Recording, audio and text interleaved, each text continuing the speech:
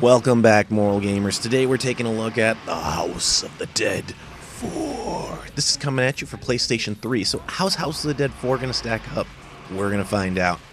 This is a shooter on rails type game. This is your old light gun shooters, kind of like Duck Hunt, if anyone remembers that. You just point your gun at the screen and there you go. That's it. It's super easy to learn. Anyone could learn it. The thing about light gun games like this, though, is that you require a light gun controller. In this era, we no longer use those. We now use the Move controller as our controllers. So with the full Move setup, you can basically point at the screen and be shooting zombies like nothing.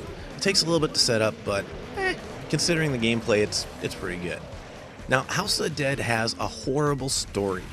The story, basically, the first one started off with a Resident Evil. Let's go into a mansion. In this mansion, we're going to try and take down a biohazard terror. Whatever, guys. This one actually kicks off with it's infected the city, and this is actually a sequel to House of the Dead 2, but a prequel to House of the Dead 3, so it's a little out of order. But Goldman's left traces of stuff, and ultimately the story's a wash. Okay, the story's just a wash. These shooter on rails, you really don't care. What you do care about the most is shooting zombies, and that's where this game is really shining, because the point and click, just you're good. Now, like other House of the Dead games, they have branching paths. This means that you can have multiple ways to approach the entire game. You'll get key points where they'll actually show you, oh, do you want to go right? Do you want to go left? Whatever. But then there will also be points where if you act or fail to act, that will also branch your path. So like in this particular one, if you fail to shoot that zombie, he will drag you into a back room, and instead of going up the stairs, you now go through that back room and through another section of the game in order to actually make it up to the subway so you can fight the Empress. And no, Empress is not a guy. Not a girl, excuse me. It's a guy with two chainsaws. Yeah, that does not look very ladylike. Nevertheless, from a gamer standpoint though, this is a very solid title.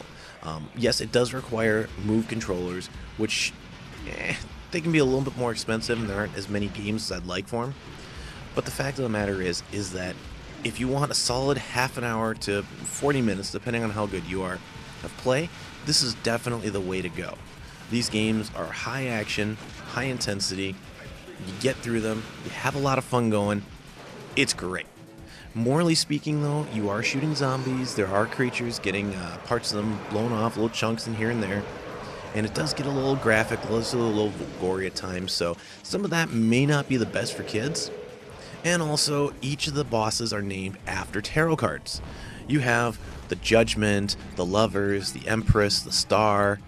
I mean, all these basically, even the Tempest, all these basically are tarot cards, so if you have issues with those and divination, stuff like that, yeah, you may not want to let your kids play this one. But overall, putting that stuff aside, it is a straight shooter. It's not as in-depth as other games may be, so it does keep the tones slightly lighter than you would expect.